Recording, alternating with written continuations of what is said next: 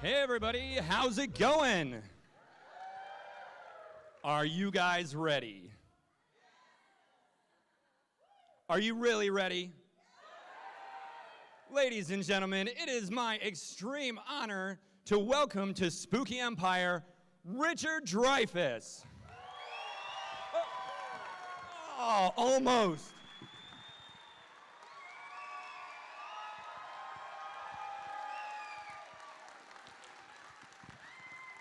Oh, how is it going?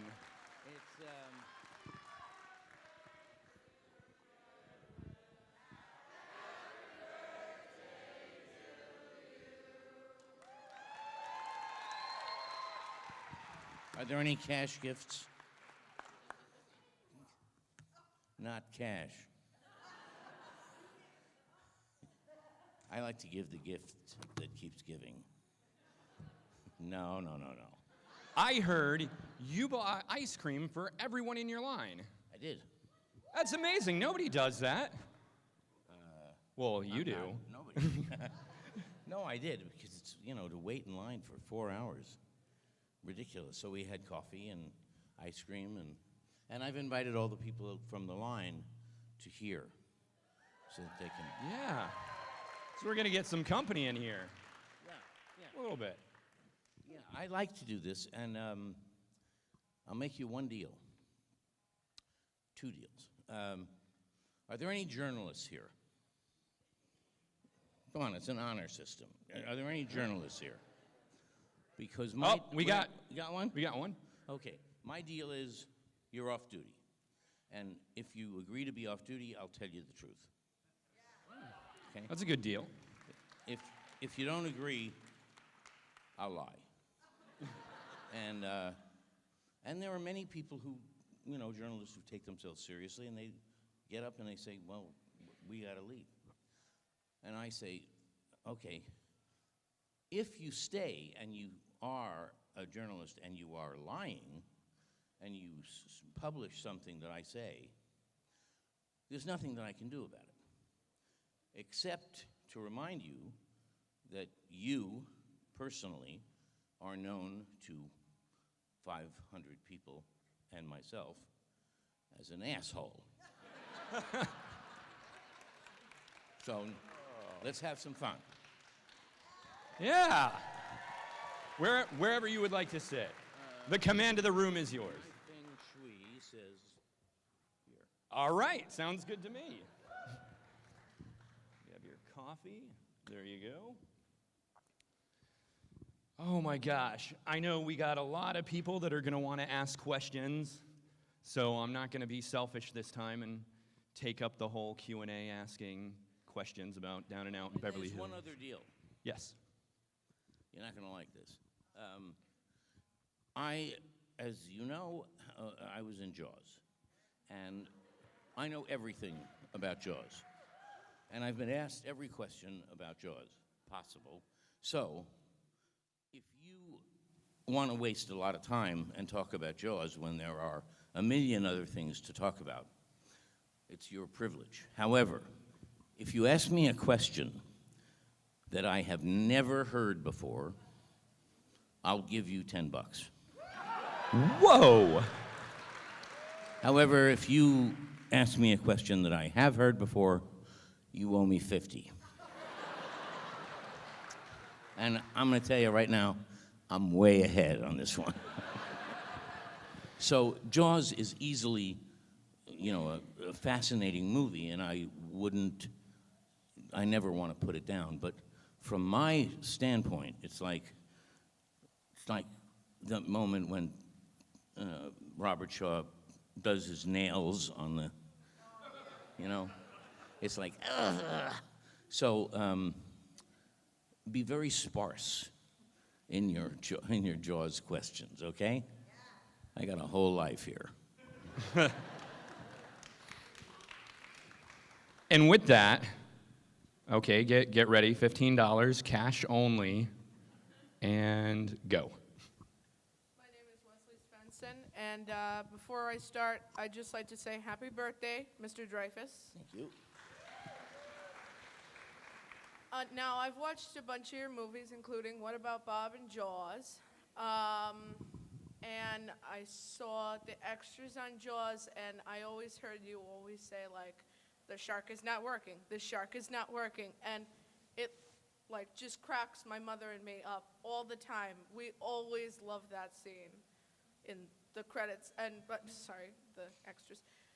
And I wanted to ask, in any of the other movies that you did, have there been any other movies that were really, like, as problematic as Jaws, where it came to, like, with the stuff of the shark? Well, actually, that's an interesting question. And at the moment, I owe you $10. Oh, very nice. But the day is young. There are problems on films all the time.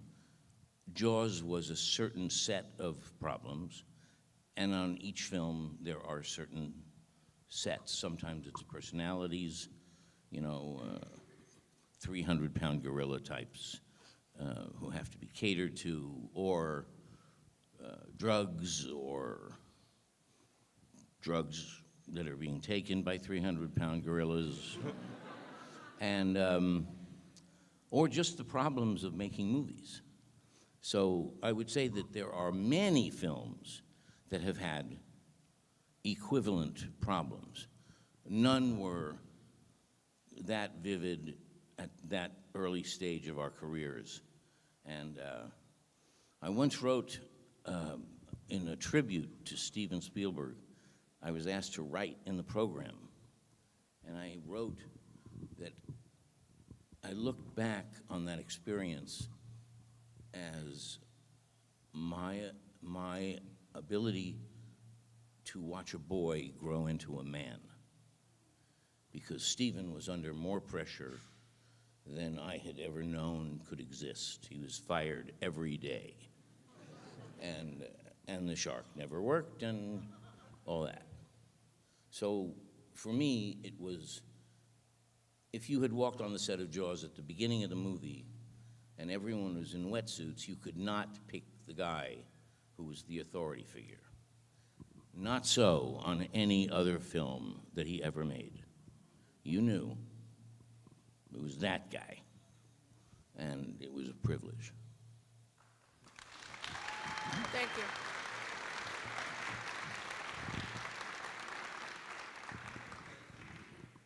Hello, Hello. my name is Josh. I know that myself and many other people have been greatly impacted by you and your films throughout their whole lives, or I'm only 22, so my short life. But I was wondering if it's something that you're used to at this point, that you are this prolific actor that has been in so many incredible, impactful films, or if it's still every day you think about these movies and look back on them and constantly reflect on them and think, wow, this is an incredible thing, or if you've come to terms with it, because Jaws and you specifically have had more of a profound impact on my life and affected me than any other piece of media ever has. So. There was a night when I was doing Julius Caesar in New York, in Brooklyn, and it was in the 1970s, and I remember the moment that I thought, there's no going back, that I would never be anonymous again, I would never be unknown, I could never be private. And it was a feeling of desolation. And I have lived long enough to get there anyway. So, and it isn't so desolate. I've been through the declension of, I love your work, my mother loves your work, my grandparents love your work, my ex-husband loved some of your work, And one night in a hospital in San Diego, in the middle of the night, I heard, "I hear you used to be a celebrity." And I thought Kathy Bates was going to cut off my foot. So, it's the work you remember. It really is the work. I mean, I think that acting is one of the two chances I have to achieve nobility. You've And achieved it. Thank you. Thank you. You really have. And, Thank you for everything. I appreciate you. and I know how lucky I am that I get to do what I love and be paid for it, so I know that. So you mentioned people said, my mom loved your work. You know, I've gotten to interview and do Q&As with a lot of big names, and I've never heard my mom react like when I told her I was going to get to do a Q&A with you. You were like her ideal man. And, you know, it's funny. I've heard a lot of people say, oh, Richard Dreyfuss, he was my first crush. From like, I've got a friend, you know, Jaws was her. You and Jaws, you know, a lot of people getting hot and bothered over you. Did you ever think of yourself as a sex symbol? No. You know how they say size doesn't matter? Bullshit. But I knew who I was. I knew who I represented. I knew my constituency, you know, because I represented, this sounds ridiculous, but I represented the kid who went to college and learned something, but still lived with his parents. And I represented the Upper West Side Jewish intellectuals. And I represented the nerd for a long time because I was the nerd that nerds wanted to be. You know, smart, self-aware, and aware that they were going to be billionaires while the bully was beating them up. And I was urban. I couldn't really get away with playing a rural character. There are certain actors like Henry Fonda, John Wayne can play the 19th century. Charlton Heston can play any century, including eternity. And I was of my time and place. And because of that, I was very familiar to people. And I was one of the few male stars, I hesitate to say leading men, male stars who, with no sense of danger. You know, when a man, Errol Flynn, walks into a scene, you have a sense of, you don't know what's going to happen. He could be dangerous. With me, everyone knew I wasn't going to throw a punch, you know. But I could really humiliate you from the floor. And that's how I got out of all the fights I got out of. I used to say, well, you'll hit me, but then I'll make you look like an asshole, so don't do that.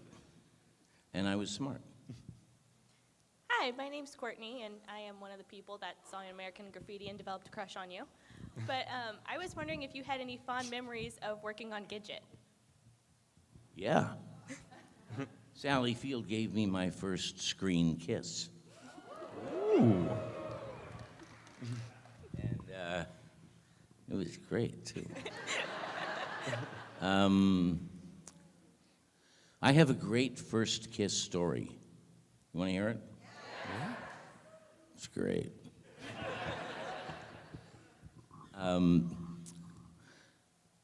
I went to high school, and when I was a sophomore, there was a girl who was a senior, so she was an older woman.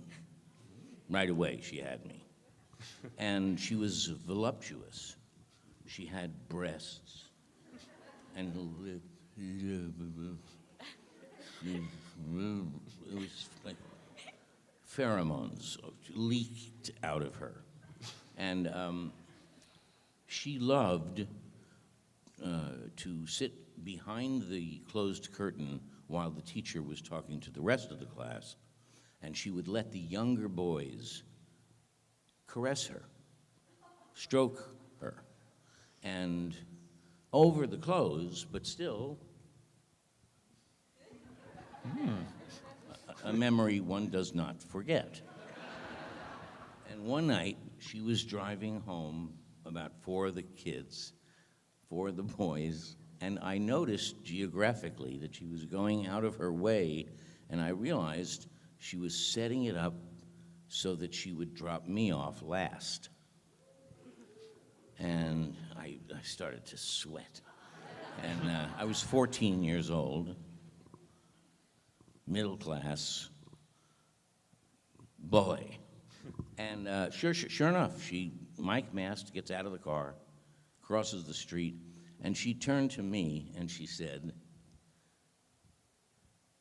"Come here."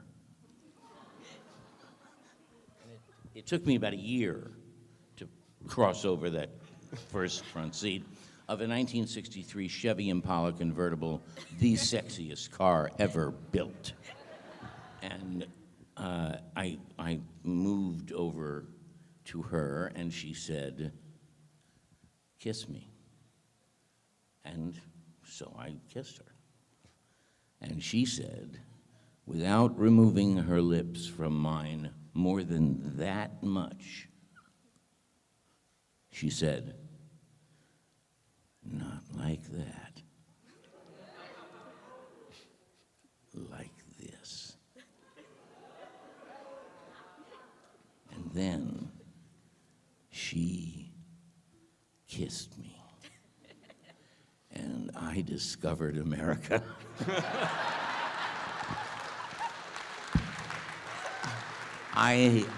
It had never occurred to me that a kiss could be so woven and complex and tender and liquid and hard and soft and thrust and parry and teeth and tongue. And it was like, whoa, wow. And I said to myself, "Richard, you're never going to get laid, so you better be a really good kisser." And 25 or 35 years later, I was doing a show in New York, and one of the actors walks up to me and says, "Did you watch Howard Stern today?" I said, "No, I don't watch Howard Stern." "You should have today." "Why?" Apparently there was a girl on the show, and she said that she had hooked up with, whatever that phrase is, she'd fucked every person in show business. You know, from Albert Einstein to the Beatles. And Howard Stern said, yeah, sure, but who's the best kisser? And she said, "The best kisser, Richard Dreyfuss, of course." Yes.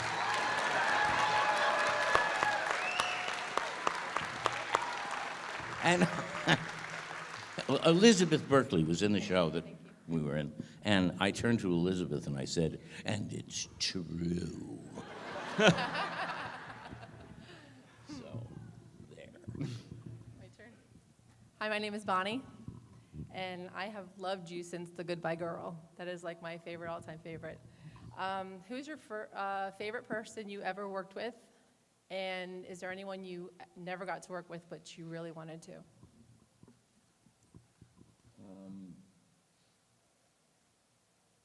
There's no one that I want to work, never got a chance to work with, because I would want to work with everybody. Right. Who was my favorite person to work with?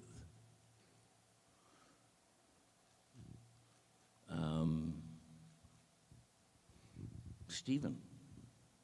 I guess Steven Spielberg. Very nice. And if you mean actors, there are some actors who just... Rene Auberjonois. How many people here know Rene Auberjonois? He can do Shakespeare. He and I do Shakespeare together, and it's like playing tennis. It's like, it's always different, and it's always the same. It's always right, and it's always risky, and it's thrilling. And I don't think about the other actors or the films I didn't do or things like that. I just, I try to have as much fun as I possibly can have. And if any director ever asked me, what is it that you need when you work? I would say a relaxed and creative atmosphere. And if you give me that, we will soar. If you don't give me that, I will hurt you.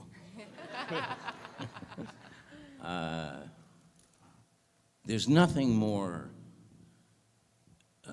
unforgettably sweet and generous, and it's a gift when you as an actor can make someone laugh or make someone cry. In a drama, you can literally feel the audience on the side of your face as you walk across the stage. When you make people laugh, you know this phrase that Shakespeare has called surcease from sorrow. And you know that when you're making people laugh, that you have this, the show has the ability to sneak into someone's secret heart and take out pain they didn't know they had deposited there. And sometimes when we were doing the show in 204, there were 17 brilliant comic actors in the show, and the audience looked like cats in a bag. They just went nuts. Their bodies went one way and their brains went another, and it was a joy. And there's nothing on earth better than you're walking up Broadway and you see a woman, she could be 80, she could be from Serbia, it doesn't matter. She's walking toward you and she comes over to you and says,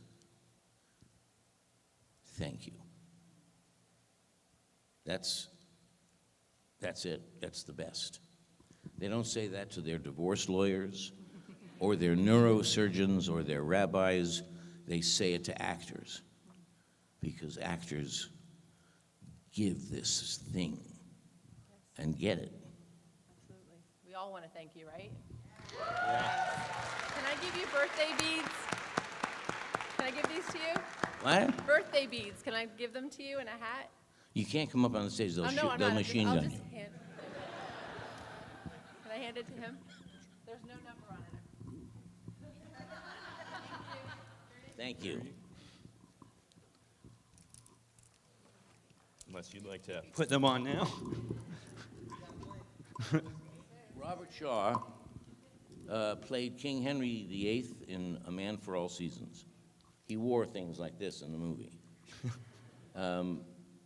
He arrived at Thomas More's home, and he left, and he danced with Thomas More's lady, and he had a long, long scene with Paul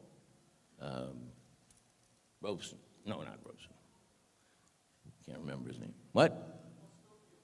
Schofield. Robert won the Academy Award for Best Supporting Actor for a part he did in one day. He was a great, great actor, and it was a privilege to be with him.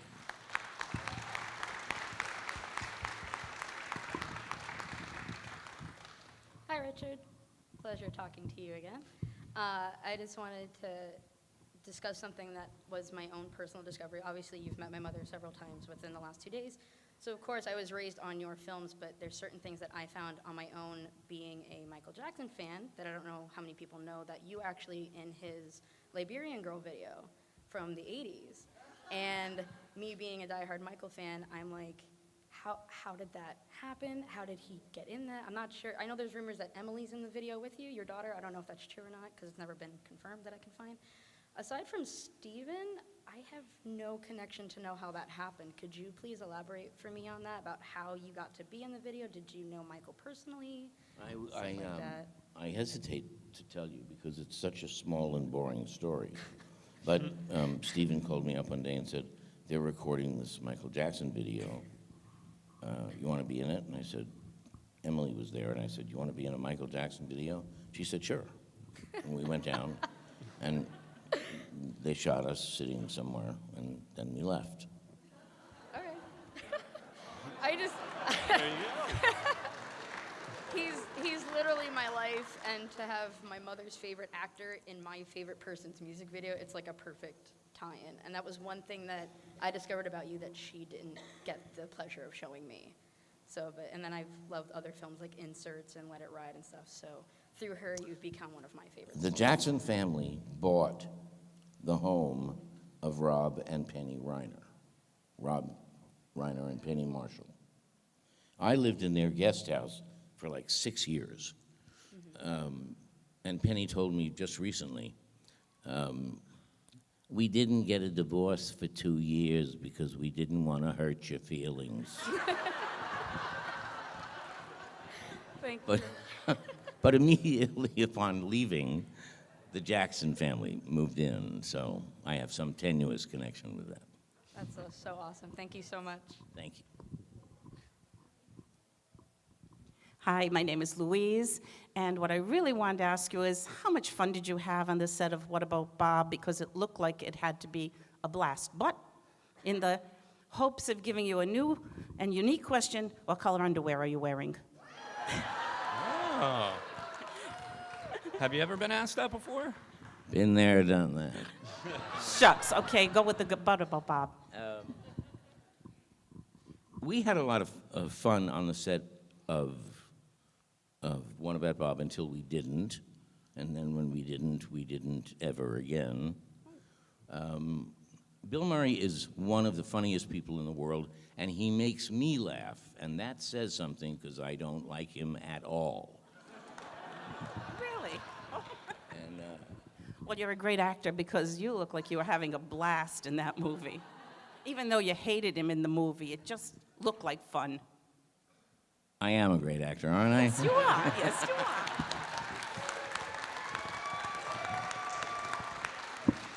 are. Bill is a very familiar character. He's a drunken Irish bully. And he is a bully when he gets drunk. And he didn't aim it at me until he did. And when he did, it was horrifying. And so I ain't going to go into the details only because there are other things to talk about. But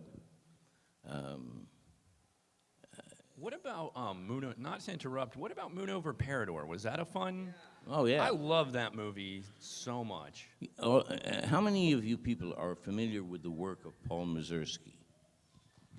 A couple of people out there. Well, actually, Paul Mazursky was brilliant, and he was a great American comedy director, and he was a very good friend of mine. He did Down and Out in Beverly Hills, Also love that movie. and thank you. And he did Next Stop at Greenwich Village, and he was great. Oh, he did Bob and Ted and whatever, Bob and Carol and Ted and Alice. Yes. Which was the attempt in the 60s to make a movie about free love and sex in the 60s. There are some people who laugh at that film, and there are some people who say that's exactly the way it was. It was that awkward and that uncomfortable, which is why Paul made the film. And he made Parador. And being on a Paul Mazursky set meant that people were constantly laughing. Constantly, not the smallest reason was that Paul was always laughing at his own jokes. And Paul played my mother in the film. And it's a wonderful, happy moment. It's just wonderful to laugh like that. And that's what Paul did. So he was great. Thank you. And now we got to watch the time, unfortunately, so we're going to try to get to everybody, but I just want everyone to know, unfortunately, we're a little bit pressed. Hi. I'm pretty nervous to just be in front of you. I think that you're amazing. And I've been watching you way back since The Graduate, all the way back. I think that was your first, right? Is that right? Well, I did TV for 11 years, Before that, yeah. from the time I was 9 on. And I think I shot, you could call it my first feature. Yeah. But it was only one line. But I remember. But, since then, I think you're the best. And lately I saw you on a lot of interviews on television about the foundation that you're doing, the Dreyfuss Initiative Foundation, right? And it's awesome. And I've spoken to quite a few people here about it, and a lot of people do not even know about it and how great it is. I think it's awesome. Are you allowed to speak about it, just touch on it a little bit? Because all of your fans are here, it might be something to share. First, I'm going to tell you a quick story. A woman came to Gandhi and said, "How can I help?" And he said immediately, "Go to a village and teach 6 men how to read, and then tell them to go to 6 villages and each teach how to read." And in 50 years, the entire population, or I think 70% of India, was literate. So, here's the deal. Without being partisan in any way, because I am a pre-partisan person, I am not a Democrat or a Republican. I believe in the Constitution of the United States, and I believe that the Constitution must be central and the parties must be peripheral. And that was the stated fear of George Washington. More than anything else, he was afraid of party faction. What we've done is, if I asked this audience why we spend public money on public schools, we'd get 500 different answers. And the fact is, there are known reasons why we should and do teach public schools with public money. 1, we turn students into active citizens. 2, we give those kids a glimpse into the real world of politics and not just passing a bill through Congress. 3, when you teach the birth tale of this country in the context of world history, you then learn why we call it the American Revolution. Because the War of Independence is just a war of independence. But why was it a revolution when revolutions turn the world over and inside out? That's what we did. The experience of being a human being on the planet Earth for the entire length of civilization was an experience of punishment and enforced ignorance. And they would chop your fingers off if you expressed a desire to learn anything, read, do sums, or try to better yourself. They killed you. And I'm saying, without a break, in every country, in every empire, from the very beginning until us. There's a book called The World in 1776. And there's a line in it that says, "Oddly enough, the punishments meted out in ancient Mesopotamia are the same punishments meted out in the British Empire of 1776.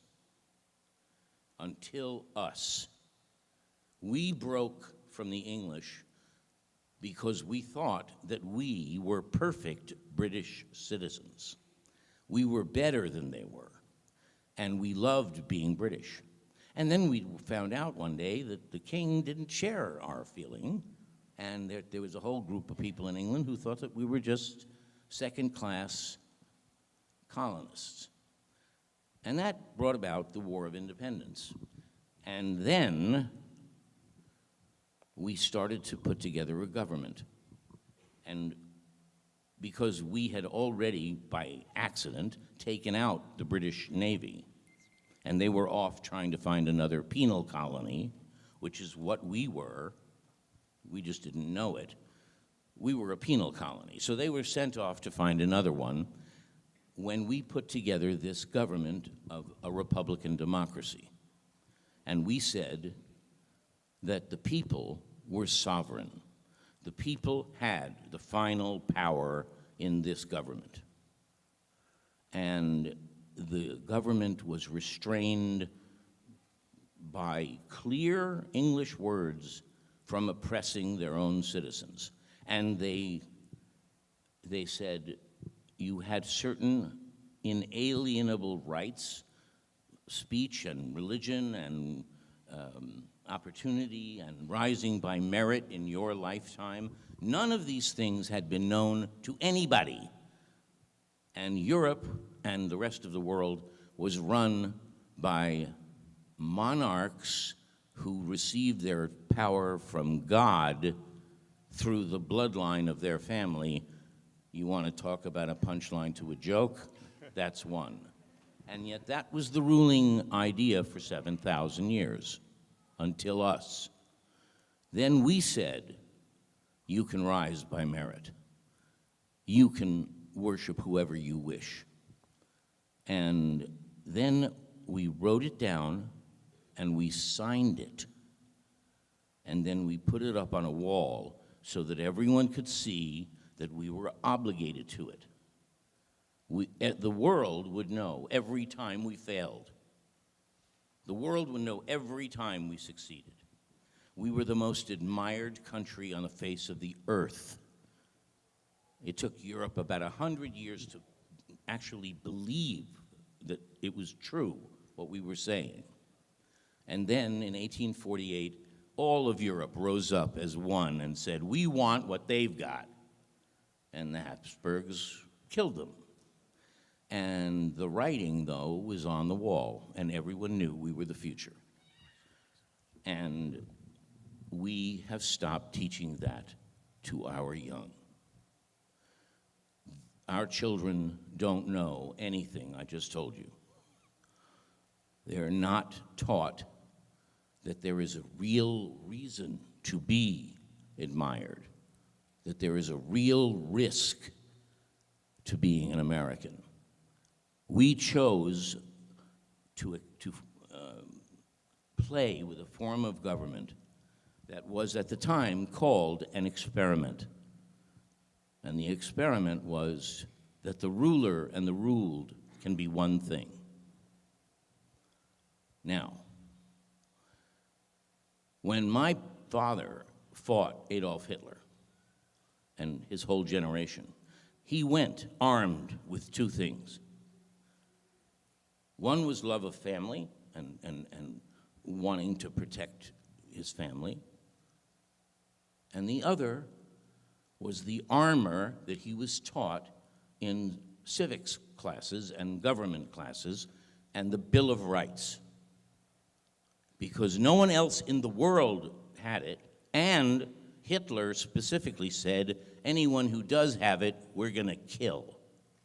And Hitler got right up to the Atlantic Ocean before he made his first mistake, and we got a chance to beat the shit out of him.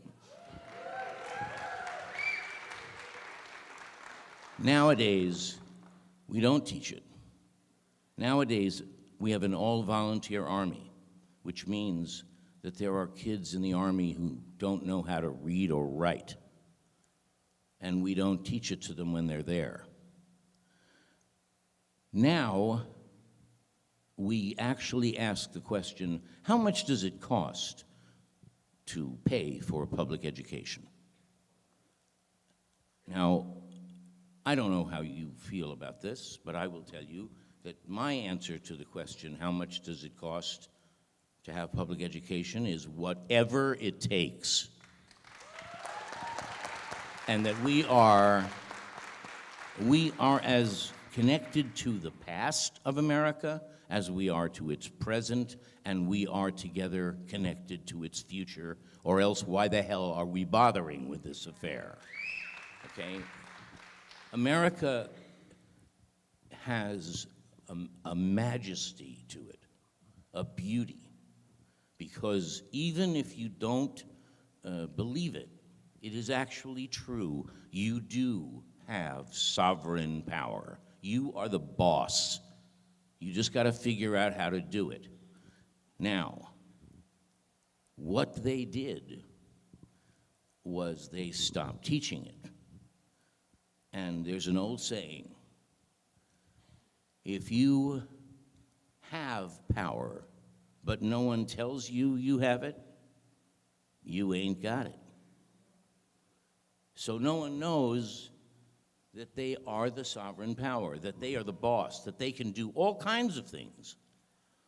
We think that they're the boss, and they're not. So, to me, it's very simple.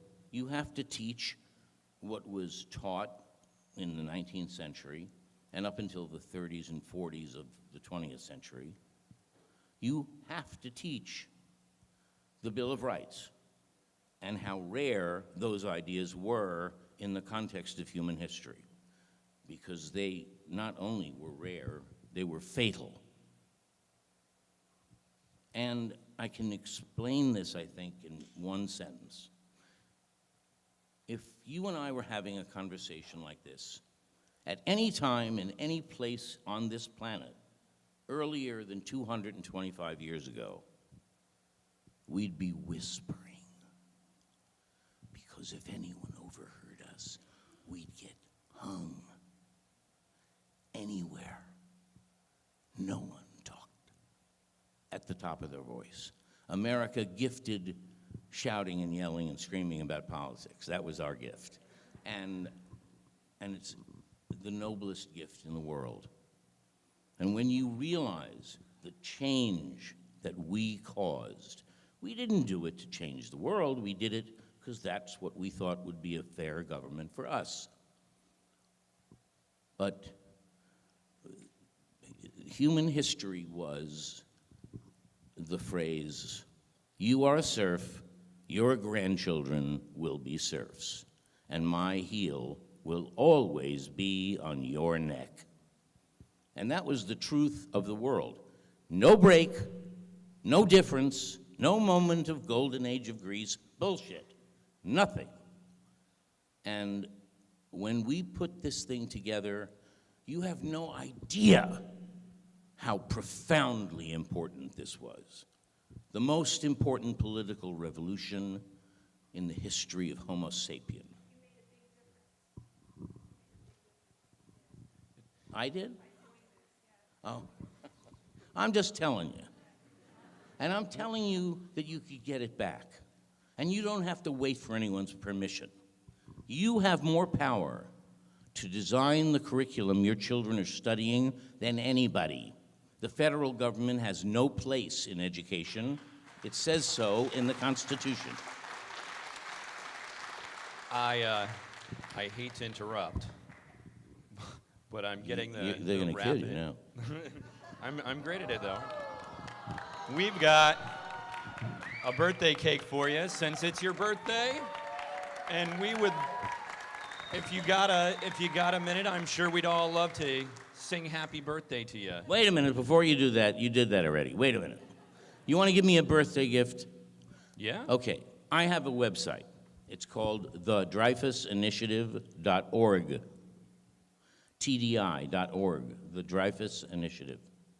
When you go to that website, you will see a little plaque that says, sign the preamble. Now, you all know that there's a preamble to the Constitution. You all have been told, or maybe not, that it has no legal standing. It doesn't mean anything. But it is, just by happenstance, the mission statement of this country. And it goes, we, the people of the United States, in order to form a more perfect union, establish justice, ensure domestic tranquility, provide for the common defense, promote the general welfare, and ensure the blessings of liberty on ourselves and our posterity. Sign it. Go to my website and sign the preamble.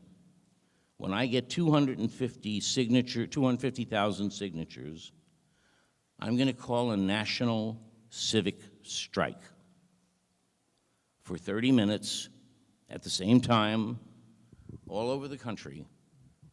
People will just stop. They won't buy, they won't call, they won't go, they won't do anything for 30 minutes. Not enough to hurt the economy, but enough to get everybody's attention. And that signing of the preamble will stand in as a demand for the return of a civic curriculum and the ability to think with clarity. Those of you who pay attention to the world know we're on a clock. We are on a clock right now, and this is a madness time. The 50s were a madness time when the blacklist happened. The 1850s were a madness time. It is a madness time now, when common sense is not common. We have no more than one generation away from the end of this nation. My grandchild, who was just born, will not live in the United States of America as we know it. And if anyone doubts that, first of all, I don't think anyone doubts it, but if anyone does doubt it, pick up your head and look around. This is the most dangerous moment in our history. And if you want to kiss goodbye the greatest idea for governance in the history of mankind, don't pay attention to what I'm saying. I take this seriously. I want to give my grandchildren the same kind of country I was raised in, which is unique and has done splendid things. And if you don't do anything, you're going to be shooting your grandchildren in the head. We treat our children as if they're our enemies already. We don't teach them anything. They don't learn anything. You're at the end game. This is the last few moves in a chess game on the planet Earth. I'm not kidding. You can obviously tell I'm serious. And it's not up to me. It's up to you. You go to the PTA. You go to the school board. You go in concert with teachers and save the country. That's what it means. You either save it or lose it. Thanks. Thank you very much. Well, I gotta say, this was a complete honor. I couldn't be more thrilled to be here with you, and I know everybody else here is really excited to see you.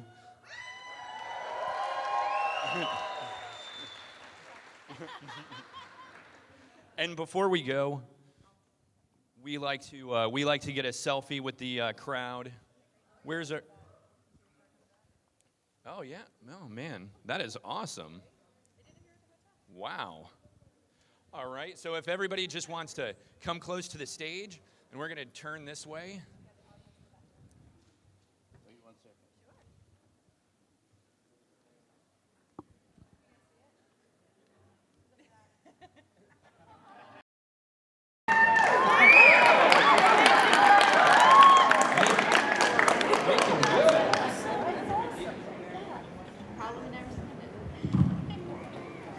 One, two, three.